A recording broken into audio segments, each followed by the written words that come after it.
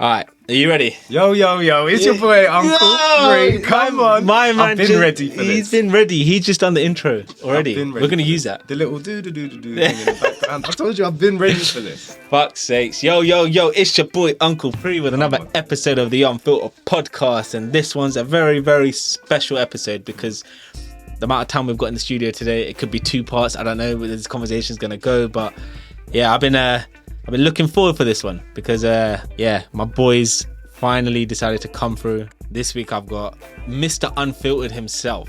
Yeah, the guy who just says it with his chest 100% of the time. He's an Abu Dhabi fan. Come on.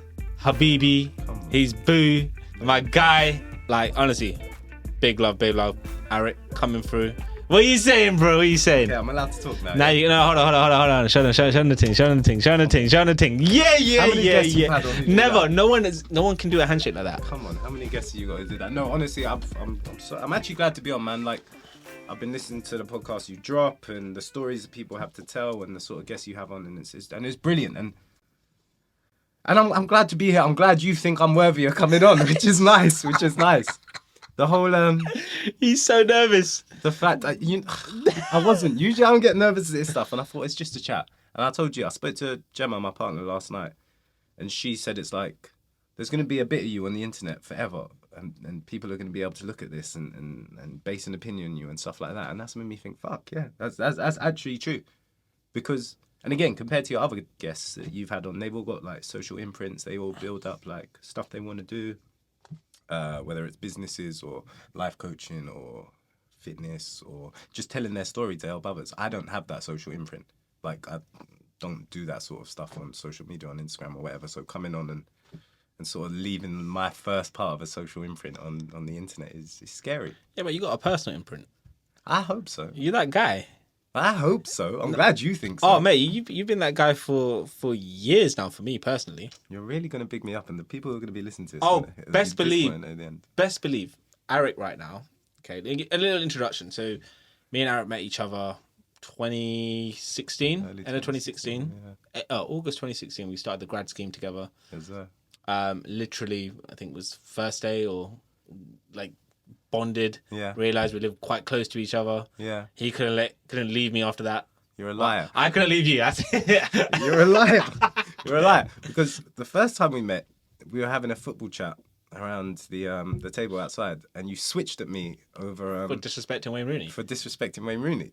Like actually switched. I wasn't taking it. And obviously I was smoking cigarettes back then, so I went for a cigarette. I thought, this guy's a bit, I just don't get him. And then of course we bonded, and we went through the ACA, we did all this.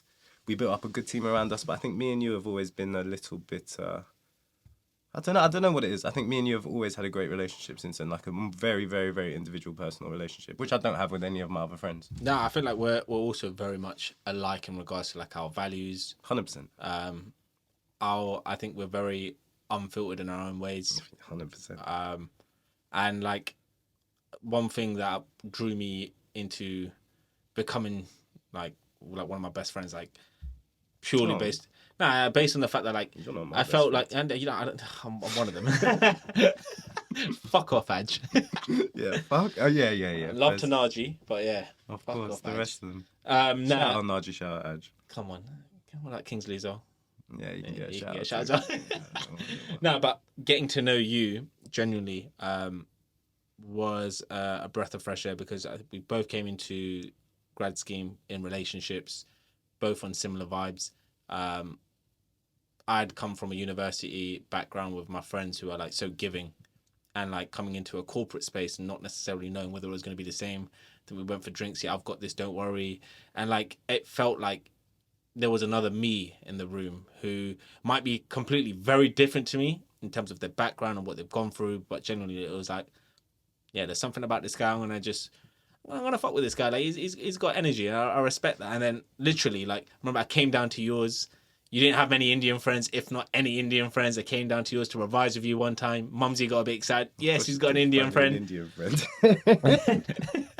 But like, always been somewhat of a support. Like my first exam, I failed, and we all went out that first night out. Everyone passed, counting, and audit. I think no, some of mine did fail assurance. Yeah. I failed accounting, and I'm stressing. Yeah. I'm stressing. And I remember like you lot were going to college and I had to do my exams, and if I didn't pass I wouldn't be able with you lot in college. And then I come through that next day, I'm like, yo boys, I'm back kind of thing. It's incredible. And what we don't realise, because we qualified at the same time. Yeah. We both passed our finals at the same time. And obviously you had exams you failed. I had fucking shitloads of exams I failed. But eventually we all got on that same journey, that same path, and we ended up at the same place. And when we both passed on the same day, it sort of felt... I don't want to throw the word fate out there, but it sort of felt like fucking fate. Like, we had gone through, there were times because the people around us were passing the exams, going through, like Chuck, Pete, I don't think, like Chuck might have failed one. Pete, don't think failed an exam. There were people around us who were pushing through and just storming through. And we weren't like that. We were having those stick-ups. So I think it was Pete just... did fail. He failed case, I think. Did Pete fail case? I think we went together to do college together. Oh, boom. And then I failed it again. He passed.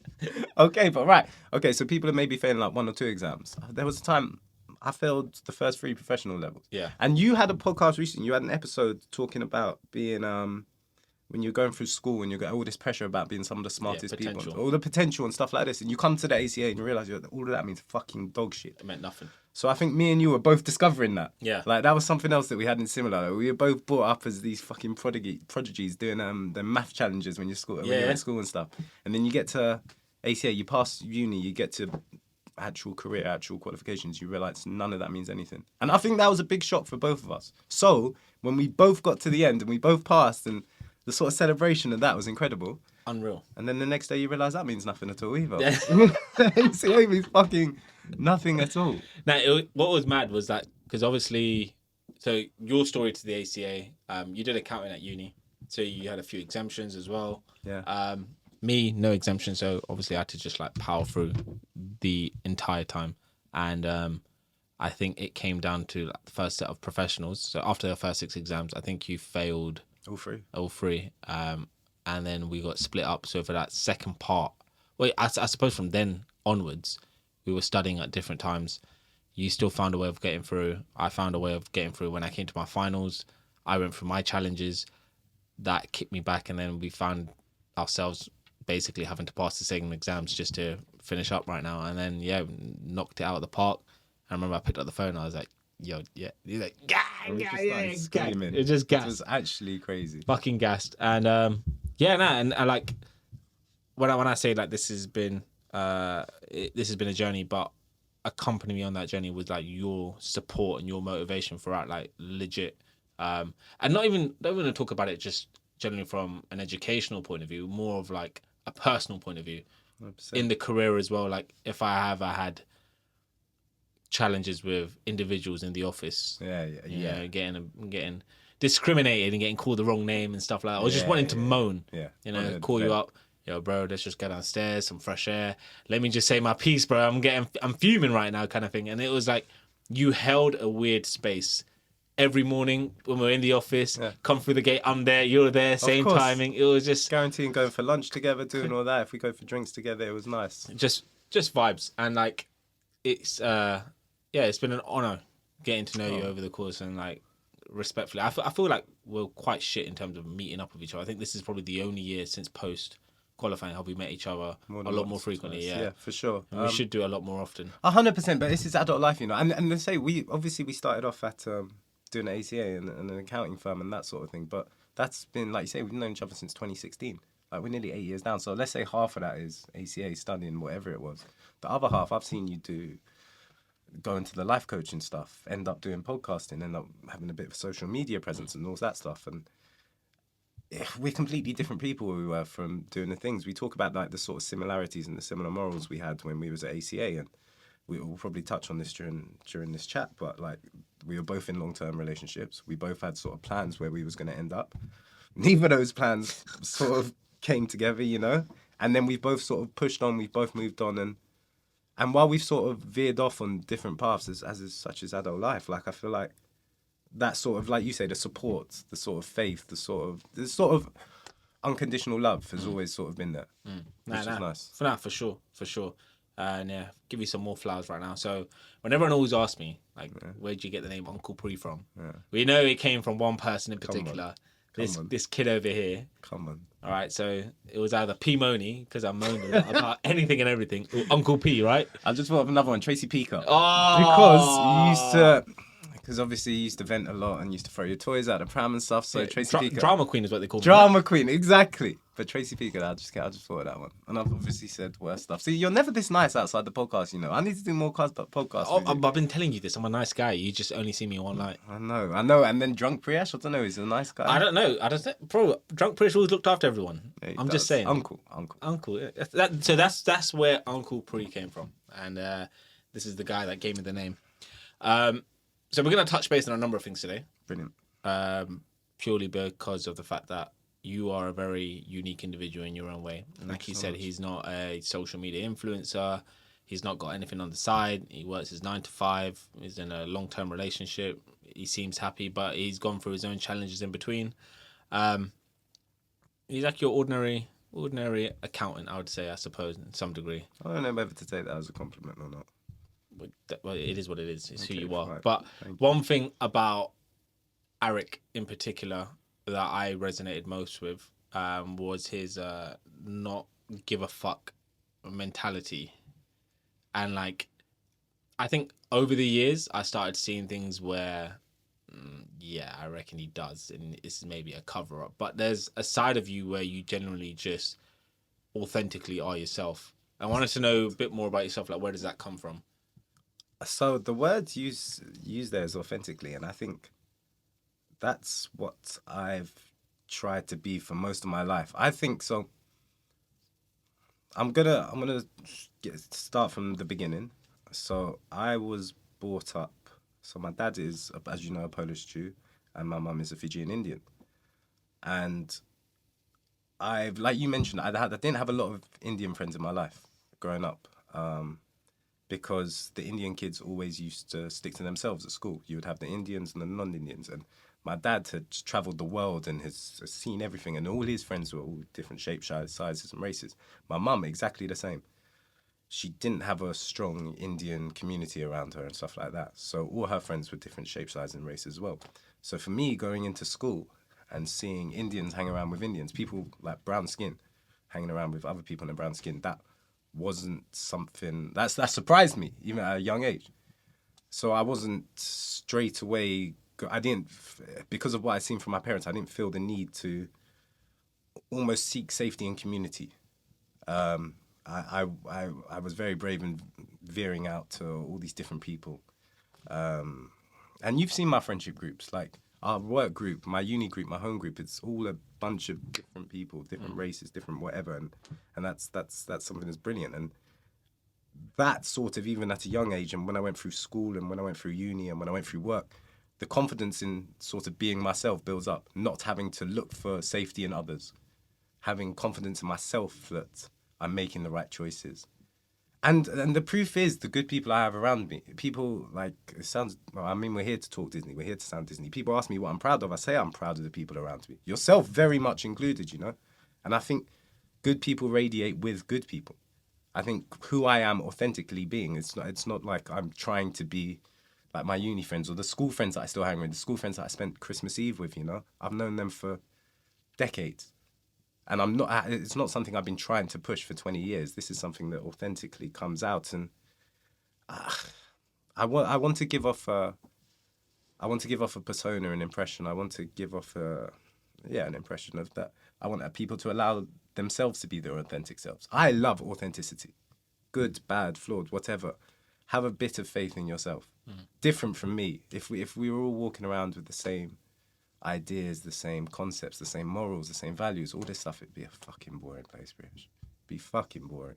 So I'm trying to bring in as many people as I can, and yeah, like the fact you've met my work friends, you've met my home friends, you've met my school friends, you've met my uni friends.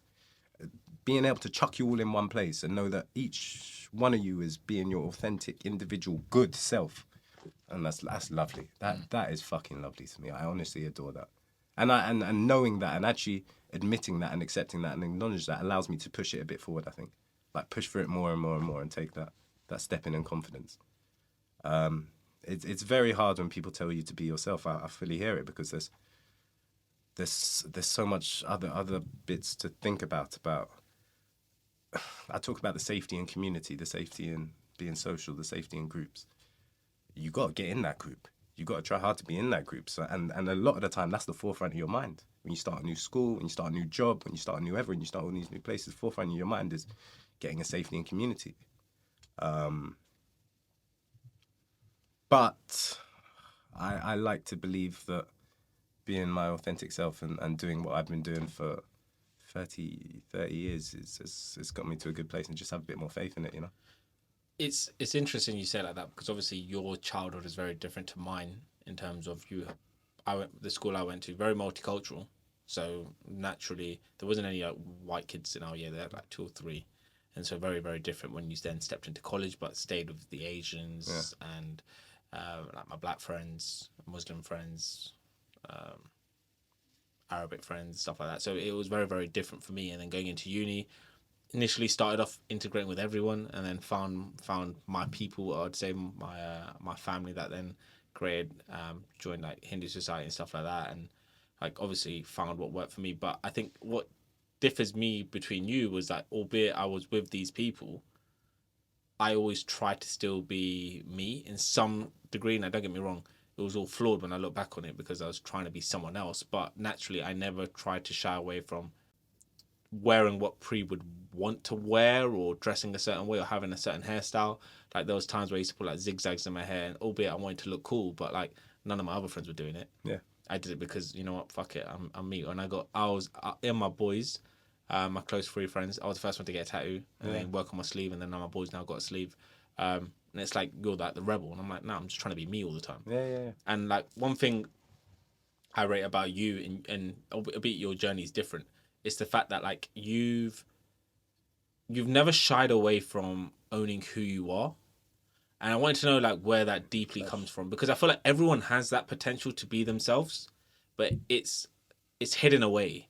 It's you're a kid, internally you're a kid that's been locked up in a cabinet. You're not allowed to be that person anymore. Yeah. I feel like for you, you're fucking Arik all the time. Whether you're a prick, whether you're being funny, whether you're being loving, it's just consistently Arik.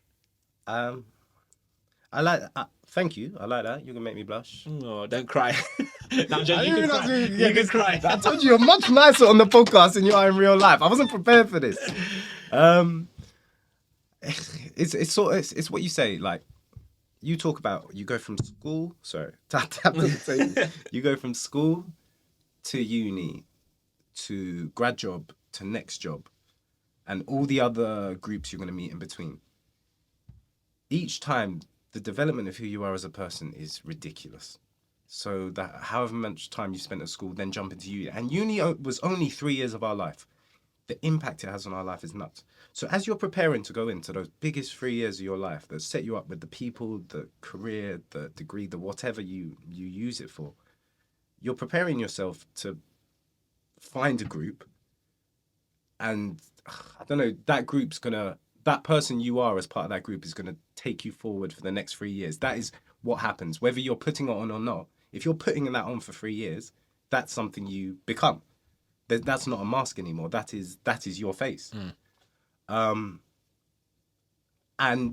me, I tried not to worry about that. Yeah. But I was very lucky at school.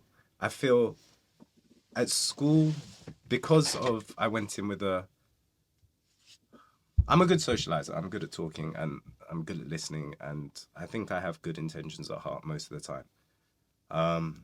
And because of that, I found it easy to make friends. I had a really good friendship group, a really strong friendship group. And aside from that, I was really fucking smart, Priyesh, and you were the same. You were really smart as well.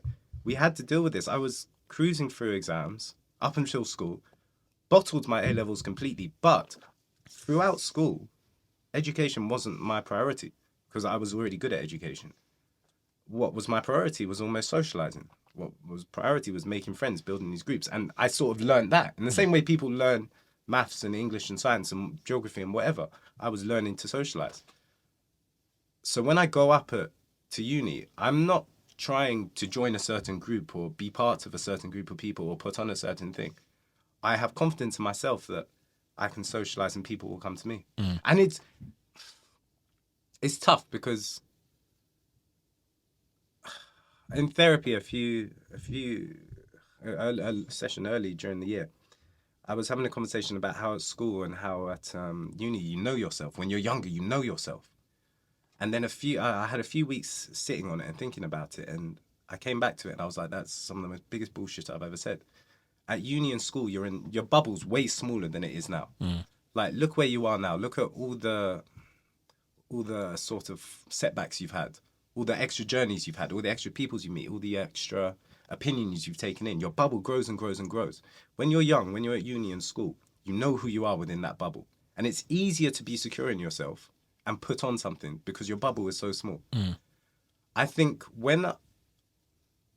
And I'm the first to admit, my bubble was very, very small when I was at school and at uni especially, my bubble was quite small. A good bubble, but it was a small bubble. And then when I came out and I started experiencing proper setbacks and meeting proper adult people who have been through even bigger setbacks than I had, my bubble expanded. And that's when the nerves sort of kick in. COVID was big for me because it was a year and a bit without properly socializing.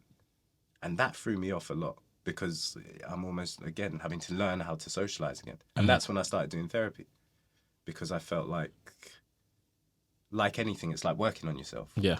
Where like you go to the gym, you go into golf, you're doing whatever, you work on yourself. Therapy was me working on what I felt I needed to work on. And it wasn't just the fucking picking up socializing and stuff, it was a lot of other stuff as well. But that's what, since I've noticed my setbacks and since I've noticed sort of some of the arrogance I had about myself fall off, therapy's allowed me to work on myself and feel better about my authentic self again. Yeah. Not push it in an arrogant sense, but feel good about it. Accept that it's good. But like, where does it come from in terms of like this attitude? Is there someone that possibly stands out like a role model to you, whether it was a footballer, family, relative, brother, sister? Like, is there someone that you see and you're like, you know what, because they are authentically themselves, I want to make sure I follow in those footsteps, not to be anything like them, not to compare myself to them, but they seem a lot more fulfilled in what they're doing? I wouldn't say there's one particular role model. I'd say the people I do aspire to be and the people I'm proud of, including yourself, including my siblings, including Gemma, my partner, including the people around me, I feel that they all try their best to be all their authentic self. Fair. And the other side is the people who I don't really attach myself to, the people I don't really generate towards. I can tell they're not being their authentic selves. And for whatever that reason, I don't know. Yeah. And in a sense, that's just pushed my mindset to focus more on the authenticity. Yeah. There's a couple people within like the squad, in my outer circles of friends, that you can see sometimes they're not authentically themselves. Yeah. And it's like, yo, bro, it's fine. It's cool. But for them, it's, nah, I can't. I have to keep putting on this front. 100%. It must be, in my eyes, it seems tiring. It's draining. And what do you get out of the day? Like you spoke about, like, and I'm the same, like putting on a mask at certain points in your life, in your career, and for whatever reason it is, like we've spoken about it. And I can go into deeper detail, but it's almost like a protection. Yeah. It's like... It's a defense mechanism. 100,000%. Yeah, and it's like, I remember the days when we were in, even when we moved to like BDO, when we were at Moore Stevens initially, everyone would possibly pull me out and laugh at the fact that, yo, why are you getting emotional for? Why are you getting emotional? Dev would just throw it in with a little giggle at the end. Chuck, just throw it out randomly. You'd be like, oh, okay, cool, don't get emotional, that kind of thing. And it was just like trolling and it was banter. And it wasn't meant to be said in a bad, negative way, but my belief systems about my worth made me feel like I had to constantly defend the fact that, I know I'm not good enough, but I have to try and be good enough. And it's quite demoralizing in that moment because I'm authentically trying to be me. Yeah. I'm wearing the clothes that represent me. I'm dressing a certain way to represent me. And you, man, are still having the ability to try and bring me back down. Yo, bro, this shit ain't running anymore. And like trying to get yourself through that at that time, albeit it's all bants. An opinion about like football or music taste or whatever it is, right? Nah, you can't be saying that now. You're a fool. Look at this guy. What is he talking about? But like in the moment, you don't see it. When you accelerate a number of years later and you look back and it's like everything I was doing in that moment, I just wanted to try and be me and I couldn't. So I had to keep trying to prove myself. And after a while, and it happened after COVID, obviously doing this whole coaching thing, do I realize that you men are going to have your opinions and the trolling and banter will always be there because it's just fun and games in the moment. I don't have to listen to it, and I don't have to really like get affected by it anymore because your opinions are your opinions. You're going to call me an idiot because of what I said or what football player I like or Ronaldo versus Messi conversation. We're going to have difference of opinions, but it's only taken me years later for me to realize that. And now I can authentically own the fact that we're going to have different opinions, and that's fine. You do your thing, bro. That's calm. It's cool. Yeah, like say your piece. I'm going to say mine and leave it as that. But I think back then, I was triggered. I was infuriated half the time. But I feel that is a part of authenticity now, because what you've spoken about, like the clothes you were wearing, your football opinions and stuff, that's it's almost skin deep. It's almost fucking very trivial. The fact that you was able to be emotional and shout out and show your passion and show that's authenticity in itself. Like, not backing down on, again, trivial morals or whatever, what you're wearing and what your football team you support, Messi, Ronaldo, whatever. It might seem trivial, but the fact that you're able to push passion and push emotion into it, authenticity. You're not just siding along with us and saying, oh, yeah. But it's mad how, like, in those moments where you might not realize it, but if me trying to not be emotional, I possibly in that moment was stopping myself trying to be myself. Yeah. That's fucked, right? Yeah, but with you, like, it's nuts to hear that you like your family, your friends, your journey has allowed you to consistently be you. Because a lot of people right now struggle. Oh, it's a shit time, man. It's a shit time for people. To some extent, and people are going to call me a bit tough loving here when I say this, but like, you make it what it is. So a bit like I said, you need to go find that friendship group. You need to go find people to socialize with. So many of us right now are so scared to break the norm and go and seek help. Go to that night out alone. Go to that rave by yourself. Go and watch that film alone. Like, you don't need company. So what people are going to say? If you want to watch that film, go watch that film. I hear what you're saying. I do think we're saying that from a point of luxury, though. Yeah, we are. Being able to find good friendship groups, me going to therapy, it's a luxury that I had, you know, because I could make it a priority. Yeah. There's a lot of people, when I say it's shit, like, there's people that are having to prioritize stuff that they wouldn't usually prioritize because how fucked up everything is for them. Yeah. If they could have the time or the effort or the energy to focus on friendship groups, they could have that to focus on their mental health and stuff like that. I'm sure they would. But this is when I call people out on this, because they will say to me, oh, probably, like, I definitely want to work on X, Y, and Z. And they won't realize half of the work they need to do is on these other areas of life that they're avoiding or possibly not doing anything on. They're just letting it run because nothing's going to change. Yeah. But the mentality you have is that nothing's going to change. Yeah. So a bit like yourself right now, going to therapy to work on X, Y, and Z. Like, no one asked you to do it. No one put a gun to your head and say, you need to go have therapy. It was a conscious decision and a realization you had later into your 20s for you to say to yourself, yo, I don't want to feel this way anymore. Yeah. I might not tell anyone about it, or I might tell someone about it, but I'm doing this. And you put yourself, maybe not so much of an uncomfortable position for yourself, but you put yourself in unfamiliar territory where someone was about to listen to you and you're about to open up in a way where it's not just me and you having a conversation like here right now. Yeah. It's a very, very different environment. And once you've got the permission to be able to say what you like, it possibly came very unfiltered. And you've possibly changed who you were back when we started to who you are right now. There's no possibility, like, without a doubt. Because I know for a fact, you may not agree with this, but my personal opinion, this is my factual opinion. I don't know why I've said it like that. Albeit you had this not give a fuck attitude, you also cared significantly about what people may or may not said. So if you were ever targeted in a certain way, paradox. Yeah. If, like, the guy who genuinely walked around, head in the sky, just loving life, thinking he's the dog's bollocks. The minute he fell down some stairs at Wembley Park, he was grilling everyone. I was wondering how long it would be till you brought this up. Honestly, just like, wondering. You had to just put people back beneath you. And it was like, just for your own ego or pride. And it's weird right now because I don't think you're that same person now. 100%. But that's the word. You said the word, ego. And it comes with, when you're meeting, and I know that wasn't like right at the beginning of our relationship. I know that wasn't right at the beginning of our accountancy career. But you're meeting all these people for the new time. Your ego wants you to build up and the way I describe ego is a mask. It's a mask you wear to show off certain traits. It's what you aspire to be. A little bit of ego is sometimes good, you know. But in those senses, my ego thought of me as, like you say, like a top dog, you know? I thought of me as doing well in accountancy. Top dog, top boy, Top do boy, Shane. not quite there. Sully. As far as that can go in an environment, in an accounting environment, maybe. But I saw myself as funny, smart, all this sort of stuff. I think even like, so the fact, as soon as, I knew you were gonna fucking bring this up. So as soon as I do fall down the stairs at Wembley Park Stadium, Station, and everyone's laughing at me, then my ego caves in, and of course, you know me, I had a vicious way with words. I was nasty. I was fucking nasty. And as soon as all that caves in and people are laughing at you, and that's not the ego you want to give off. That's not the mask you want to give off. Or people are looking at people laughing at me. Oh, why does Priyash have to laugh at me? Why does Dev have to laugh at me? You start pushing it back. But, and this is a good time. I'm glad we came onto this topic. It was like, this is one thing that I really did focus on in therapy, and I thought I have sort of worked on a lot, is being able to take the piss out of myself.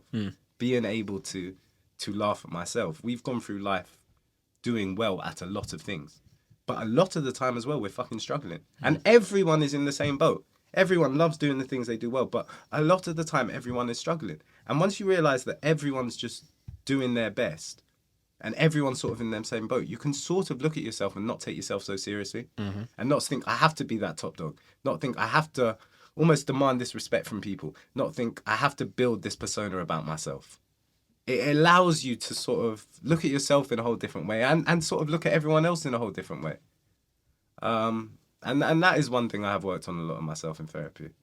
I think the other side of it is, we spent a lot of time, I can't even remember if I was still in a relationship when that happened with my ex, but I think me and you both spent a lot of time being not unhappy, but not as happy as we could do, and not really knowing it, not really acknowledging that. Yeah. And that comes across in my defensiveness, in my backlash and all that sort of stuff. That came across really, really, really strongly. And again, only something I noticed at the other end of it, you know? Only something I noticed during therapy and all that stuff. There were times at work where it was like, I would love to have a deep conversation with you. Yeah. And because of conversations I had with you in the past, and these splurts of unnecessary commentary, because you embarrass yourself in the moment, it got me thinking, yo, I know, well, only now can I say it possibly in like the utmost confidence. I know he didn't mean it to say what he said, but it was a bit like, I meant it. yeah, I'm joking. I didn't mean it. No, but it's like, it got me thinking, like, can I actually like open up to this guy the way I feel comfortable doing it? Because he's just gonna throw it back in my face and make me feel like a dick for it. And it's like, bro, that was so uncalled for. Like, why? And it was like, I understand. Making me it. sound like a devil, you know. No. Who's this devil? Bro, I've given you your flowers, bro. I've got to bring you back down to balance reality, it. and then bring you back up again. Don't worry. Fine. Nah, but like it was nuts. There was times where obviously with my ex at the time and going through that stuff, like you threw stuff, Dev would throw stuff, Chuck would throw stuff, not maliciously. No one ever does things with that most negative intentions, but it like it could play it definitely played a part in my evolving journey that I then went on. It was possibly a reason why I was like, you know what, I kind of need to take this break from work and just go travel once I became qualified. A bit like you said, we were unhappy just trying to power through. I talked about it on a number of episodes, like getting through the ACA exam, albeit it was the biggest relief to like finish it off. Fuck me when I say like that shit was fucking horrible. Failing, picking yourself back up, going again, seeing everyone else passing, getting promotions, getting more pay, and you're thinking, why not me? Like, bro, I'm putting in more effort than these guys. You know about the effort I put in. 100%. Man finished a whole question bank, and some man are just finishing half, and they're still getting through. No, that's the thing. You did work. Like, it didn't take you long from getting that knockback to realize how much work you had to put in. And I think, and that was beautiful to see. That was brilliant to see. I was different. I had my first knockback in professional level when I failed all three, and still didn't really appreciate the level of work I had to do. I sort of still just cruised through a bit. And luckily, like, I cruised through the right amount, which was fine. But seeing you put through the work and put through the effort, I'm not going to say it inspired me because it didn't, but it motivated me to keep pace. Yeah. In my own way. It was your own way, because I Yeah. remember like times it was like, we're going on the weekends. Yeah. I'd turn up 2 hours before you, Yeah. leave 2 hours later than you. You've done like 3 questions, 3 hours. Yeah, I'm done now. And it's like, yo, bro, I've still got another like couple more to do. Yeah. But respectfully, like, everyone's at their own journey. Everyone's at their own pace. 100%. And I think we knew ourselves as well. Yeah. I didn't believe in myself enough to like get through. And the only reason why it was more of a case of, and this is something I learned on that journey, I've not given it my all today. I know I could do a lot more. And if I call it a day right now and just leave home early, I might not get that opportunity to learn this stuff again, or give it if I need to ask a question with someone here or etc. Like, yo, I need to like fully back myself before I go to that exam, because on the day anything could happen. I have to redo it because a fire alarm goes off, or for whatever reason. I need to make sure I walk in there and walk out knowing the fact that I tried my best and that's the best I can be. Like, whatever happens in the result, cool. Like we always say when we watch football, right? As long as you try, fucking try. Yeah. I can't be upset if you've given it your all. The result, sometimes the ref may have a bad decision. VAR can get involved. But as long as you give it your all, that's what I'm here to support. 100%. And so now when I look at it right now in life, it's like, give it your all, take your breaks and recharge, but also respect the fact that don't finish the day knowing that you haven't given it your all. And if you know that, make sure you turn up tomorrow knowing that you can improve that little bit more. And that was something I had back then. I know you had it in your own way, but yeah, no, it's interesting though, right? How mad has our journey been through going through these shitty exams to get to where we are right now and looking at it from a different perspective? It's honestly crazy. It's genuinely fucking crazy. And what's funny is that, so you talk about the give it all, and I completely agree. The idea of the no regrets when it comes to this stuff. You don't want to turn around and look back and think, I could have done more there. And I think both of us have come to a point now where we're at the other side of it. We can look back and think, none of that shit defined us. Yeah. While we were there in the middle of it, and I think this gets a lot of people. While we were there in the middle of it, your career, especially a career like prestigious as accounting, like a safe job, something parents push you towards, you know? While you're in the middle of it, you think this is the be-all and end-all. And we've come out of it, and you, of course, doing this now. Me still in accounting, but knowing for a fact it doesn't define me in the slightest. We look back and we think, I mean, it's unfair to say the effort wasn't worth it. But, oh no, the learning curve was unreal. Like, I might say for the fact that, like, yeah, if I didn't do accounting, I could have done this, but I never would have met you, man. No, of course. And there's no regrets about it at all. But it's almost, we've come out the other side and thought it wasn't what we made it out to be at all. Nah, the part, for some people, they just coast through. Yeah. You know, having failure at that point in my life, and especially what came on the back end of it, falling out, me and my ex breaking up, and then trying to pick myself back up, and then, like, all the plans I wanted to do on the back end of coming out of a relationship not being able to happen because I've got to reset my exams, and then COVID coming on the back end of that. Yeah. It's like, yo, these things happen for a reason. In my honest opinion, for me not to spiral out in a way where I would have just taken my life down a completely different, possibly dark route. 100%. It was structured in a way where I had to fail to learn what it feels like, to know the feeling of when I ask someone to come on a podcast and they don't want him, not to take it to heart. Not to take it to heart when dating, it doesn't go out right. All right, safe, cool. That potential to spiral is always there. It is there. But I think that process and going through it, in terms of failing and knowing you can get through this, is a life lesson that I will never throw away. Yeah. It's mad because if I look at it from when I was a kid, and I talked about it in that potential video, like, my life could have gone down a different route. 100%. If I had those kind of belief systems I have right now back then, and if they were nurtured to me back then, I reckon my journey would have been a lot more different. But bro, that's easy to say. And there are fucking universes out there where your life has gone in a completely different route because you've ended up in different situations, because certain forces pushed at a stronger rate. Yeah. Say your parents properly pushed accounting, like properly do, like, you know, the potential some Asian parents do. Say they did. You might not have had a chance to be doing what you're doing now, you know? True. I'm lucky that I didn't have a lot of those forces in my life. Like, being the first child, there was more pressure on me than the rest of my siblings. But if I wanted to quit accounting tomorrow, they'd have no qualms with that. They'd let me get on with it. Well, you said you're going to open a bar one day, right? It's my dream. You know, my dream is to open a pub. Like, accountancy is just a means to an end for me. Like, just a means to an end. It just pays the bills. So when is that going to come into fruition at some point? Just out of curiosity. When I have enough. Like, genuinely. What's enough? don't know the going rate for a pub these days, Priyash. Like when I have enough money to open a pub, there's other stuff I want to do before that. There's parts of the world I want to see. I want to start a family.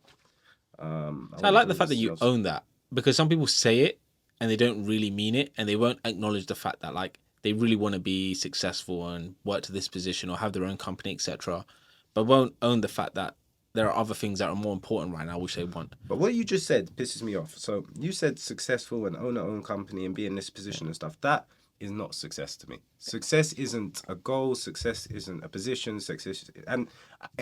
People do believe that because they've had forces around them telling them that's the case. That you go to this university, this school, you get this job, you do this, rah, rah, rah, and then you'll be successful. But to me, the success of it, and it's very intertwined with almost happiness, it's a mindset. Yeah. It's a mindset of knowing whatever situation you're in, you're fine. Like, you're actually okay. And I'm not saying it's as easy as that, because it's fucking not. And I'm not saying it's even something I can promote fully, because I might not be in that situation. But I do believe that if you're looking at success or happiness as a series of goals and steps, and you're never going to fucking reach it. It is about having the mindset to just to appreciate and show some gratitude to what's going on, and know that I've been saying this a lot towards the end of this year. This has been a shit year for humanity as a whole, for people as a whole. And if you have got to the end of this year and your bills are paid and you have a roof over your head and you have survived, then fucking pat yourself on the back. Like, that is incredible. Like, genuinely incredible. And that is success. Yeah. That is a successful year. That, you should be happy because of that. It's not about, you might not have got the job you signed up for, you wanted. You might not have bought the house. You might have moved back to your parents' house, you know? It's just, but you've made it. You've survived. You've got through. I like that, because I try and hone it in. I actually spoke to a client about this in regards to, you mentioned this year has been terrible, and don't get me wrong, I feel like this year hasn't hit the highlights I would like to have in regards to my mood board and what I've put on there. But if I look at that mood board and the things I've been able to like tick off on it, gang. Success, come on, man. Gang. And like, for me, success is whatever you want it to be versus what other people may or may not have. That's why I've got to say, like, you've got to stay in your lane and respect the fact what you're doing in your journey. This year, for me personally, there are things that I wanted to try and do, and there are things that I weren't able to do, and there are things that I've been able to do, and I didn't even expect they were going to come to begin with. Like, things just happen for a reason. And it's part of the process, and like understanding that I got to experience things this year I've never experienced before. Never been to Ibiza, never been to Marbella. And they weren't on your mood board, were they? Nah. They weren't going to go on. But a plane was, and going abroad was, and I managed to do that. Went to a number of weddings this year, and I found a deeper, meaningful respect for the Hindu cultural respect around an Indian wedding. Like, before, I'd be like, no, fuck, that's long. It's too much effort. But seeing how like some families intertwine and like how they get together, I learned something new there. Did you know the coconut there? Huh? The coconut at Dev's wedding? Did we make any sense of that? Nah. That's one tradition we're never going to do. The coconut. Someone tell us what that coconut means. Yeah, someone, if you listen to this, the coconut at the beginning of the wedding that Dev brought in that he was holding. Someone was holding. Yeah, Dev didn't know. No, but like, there are so many things I've got to experience this year. Yeah. And good or bad, it's taught me so much. I think this year has been one of the most interesting ones where I've truly owned a feeling of depression. I don't like to call it that, because I don't want to say, oh, I was depressed, when maybe I wasn't depressed. I was just upset, or I was in a funk. But being in that mood, I reckon in the past I probably would have kept that shit to not to myself, but not been able to share it with more loved ones, and being able to do that this year. My relationships with my family have just elevated differently, and to be able to like do that, bro, I'm taking that into 2024. You're crazy. Where does that come from? Sorry. What? So, the depression? No, the sort of expanding your relationship with the family. It all started obviously with after coaching, and then doing a number of like being coached, going through types of coaching and therapy, And then obviously once that belief system kicked in that I am worthy, I was able to start articulating myself in a way where I wouldn't get defensive about what people would say. And so me and my mum have a very, very unique relationship where I can speak down at her and some people are like, yo, it's disrespectful, but it's just me and mumsy. And I've got so much time and love where if I talk out of tone, I'll quickly go and apologize just because it's not in my nature. I never want to see her upset. Me and my dad have a very different relationship. And the way I can communicate with him right now is there may always be this alpha imbalance at home, but I've learned to accept him for who he truly is. And everything he does is never intentional. Yeah. And being able to be open with him has allowed him to father me in a way where it's not as black and white as a normal father and son relationship. But he'll hold space and he'll give you space to then come back to him to have a conversation if you want to. So we always talk about golf consistently. With relationships and stuff, I've never had my parents like ask me consistently, so how are things going? How was that date? How are things and asking about the person when we're going to meet them and stuff like that. And a lot it's of like, people can probably relate to that, yeah. And it's nicer to have that now than when it was like just no. It was a bit more in a grey area. Now it's a case of I remember I came. I was working from home and I got really stressed out. It was sometime last year, in 2022. Came downstairs. I'm just fuming right now. And my dad just sat there and he says, everyone, I said, nah, Dad, I'm fucking pissed, man. They're making me feel stupid at work. It was in my old place. And it was just because I didn't understand something or they were just miscommunicating. And he just stood there. He just sat there, just stayed quiet. And I'm just there by the sink, just like hyperventilating. And he was just like, it's all right. Chat about it after if you want. Just saying something like that just makes so much of a difference. I'm not going to speak to you about it because I know I'm not in the mood for it right now. But knowing it's there and available, gang. And I feel like I'm very different to the normal person right now who would openly go and speak to people, because for me, holding that, I've learned if I hold that on my shoulders, it sucks. I hate being in my thoughts consistently to the extent where it's negative thoughts. If I want to get it out, and I know I can speak to you about it, and I'm just going to say, yo, Arik, though, bro, I'm not going to lie to you. I've been feeling shit this whole month because of X, Y, and Z. Me just saying that takes something off my shoulders. Now, I'm not saying it to you because I want you to take it off me. Of course not. I'm just taking it out just to get it out of my system. Your thought process might be like, bro, that's totally fine. You're more than welcome to feel like that. Oh, you're an idiot. You shouldn't be feeling like that, bro. Like, come on, man. You know you're better than that. And it's just like that second reinforcement will just help. I'm not looking for validation. I know. But whatever comes on the back end of it is going to fill the negative void it's already occupying right now. Does that make sense? If I was airing out, I like what you're saying. Men in particular have a problem in dealing with this. And the story of your dad is a nice one. It shows almost growth on both your parts. You don't ever want to think your parents have stopped trying to better themselves. You don't want to think they've reached a point and they're plateauing and they've stopped growing and stuff. But sometimes you do look at them and think, fuck me, you're doing the same thing they did 20 years ago.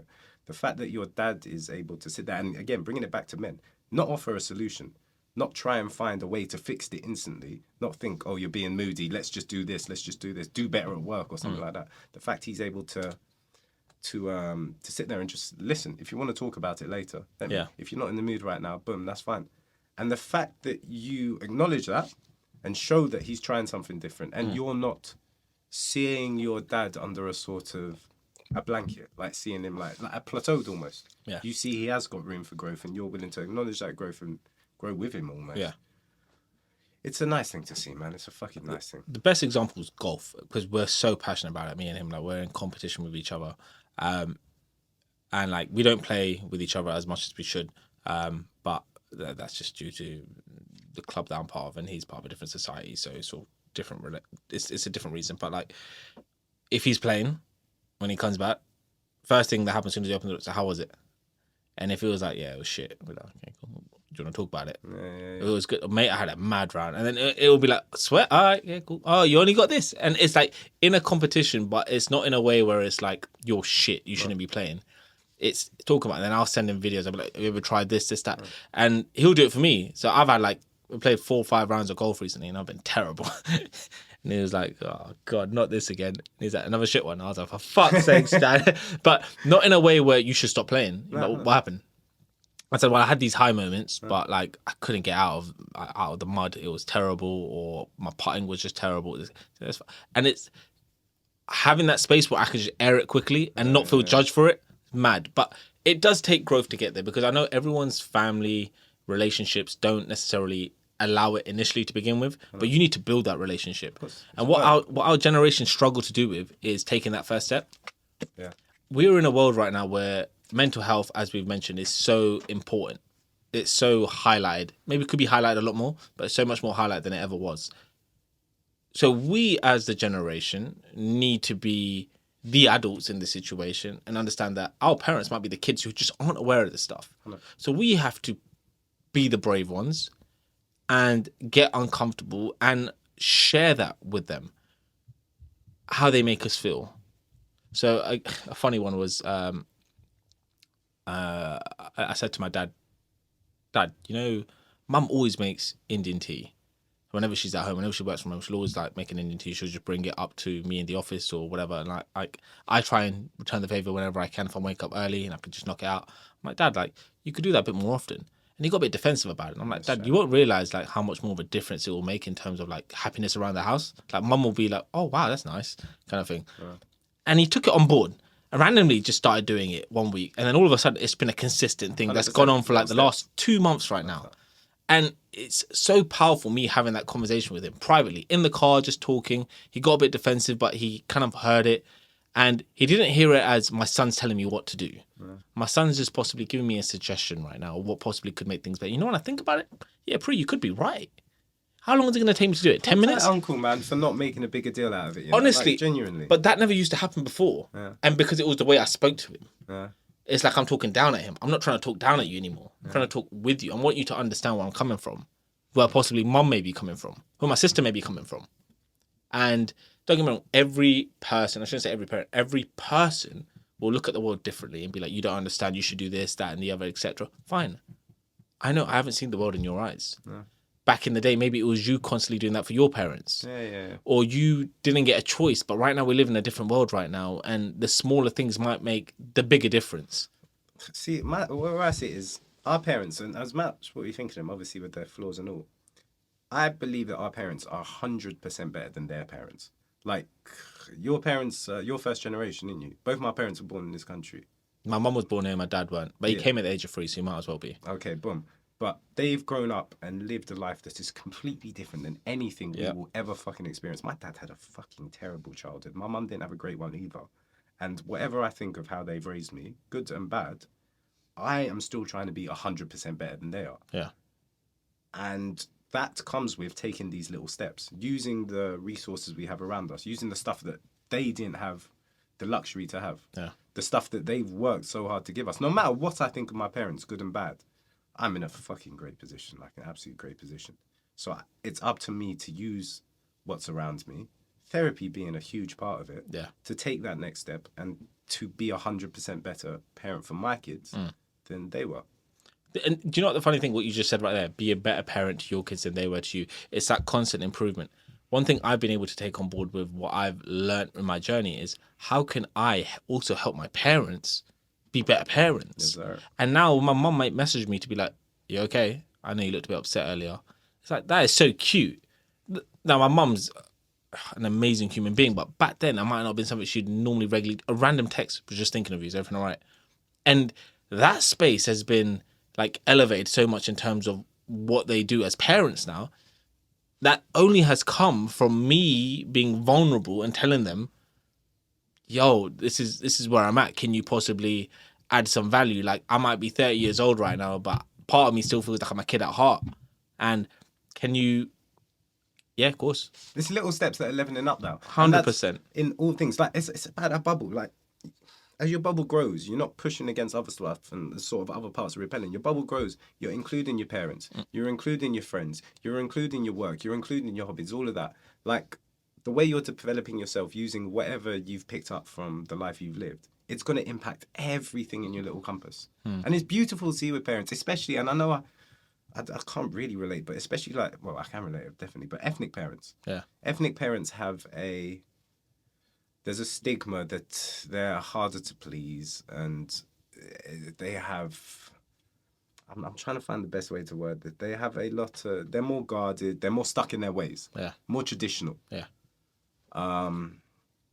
So seeing that sort of stigma broken and seeing any sort of growth that any of them make, and I feel it's like you say, a big part of that will come from their kids. Because their kids know how to operate in the modern world, and they might not know how to. But yeah, it's nice to see that stigma being broken, you know, and that comes from our growth and our development, and hopefully rubbing off on them. It's a journey. It is a journey, but before I slate my parents, you got to give them their flowers. I hope. I tell everyone this. Like you can slate whoever you want to slate in the. You can blame your mum and dad for doing X, Y, Z but at the same time, they possibly didn't know any better. They did, but that's genuinely they didn't. And I feel like people struggle to accept that initially and see it from that bigger picture. The number of clients I've worked with who have said to me, "Nah, my dad's just a dick," and I'm like, your dad might be a dick for a reason. Maybe he just cares about you. This is his only way of showing it. Unfortunately, they had a whole life before they had us. You know, one big thing is So Gemma, my partner, she never got hit as a kid, and of course I got beaten as a kid all the time. I never got hit. I got hit once. It shows. Wow. So the fact that you're with Gemma and the fact that you're kind of like with me, flip sake. It definitely shows you have a type. I know. I miss the softer ones. Yeah, the softer ones for sure. I don't know. I got hit in a kid, and my youngest sister didn't. Of course, she didn't get hit as a kid, and my sister, who's closer in age to me, she got hit as a kid. My brother, I'm not sure. I don't know. Like sometimes but I tell people that now, and I tell people we got to be, and I have lots of friends. Of course, most of my friends got hit as kids, and people are like shocked, like, "What? That's horrible. It's abuse." And I'm trying to think how they could have done it differently, and I just can't. I just cannot. Like, I feel like I've turned into a semi-decent human being. You know, you were a prick back then. Like, I probably deserved it. You know, like they were going through way more than I will ever know. They had a whole life that they were living before I was even about. And God knows the stuff they shield us from when we're young kids, you know? Those beatings, that slipper, that whatever, it was just bound to happen the way I was going, and it's put me on the right path, you know? Fair. Nah, that's fair. I don't think negative... Well, I don't think... that kind of punishment is necessary. It's not. It's not at all. Mate, honestly, like, a lot of my boys from school would tell me, like, yo, listen, bro, you don't know about the belt, fam. You don't know about... I was like... Yeah, shit. Yeah, I don't know about this belt, but you see the respect they have, and how different they are with their parents. It's a case of not because they don't want to get hurt; they just don't want to disrespect someone in some degree right now. So this is how they're going to go about shit. Yeah. Very, very interesting. Very, very interesting to see that how people's childhood nurture them in a way to be who they are today. Yeah, of course. You like your sisters, your brother. May be very different people to who you are, but you've all kind of pretty much all grew up in the same house, just under different times, different times as well. Like there's an 8-year gap between me and my youngest sister, and how my parents were, the life they were living is very different when she was born to when I was born. What we had around us, the life of all that, having 3 other siblings is very, very, very different. And me and my siblings are all very, very individual people. We've all done pretty damn well with our lives, but in very different ways. And you got to give credit to my parents for that. Like, you do have to. Like, some part of it. I'm not saying all the fucking credit, but some part of it belongs to them.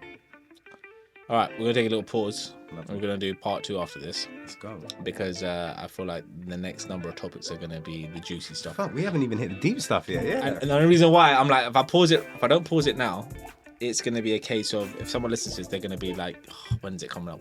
So let's just split up in 2 so everyone can fully digest this. I love it. And then we hit up part 2. And we're just going to go... Intro. Intro again. Right. We want another intro again. Oh, come on, it's your point. I've got 3.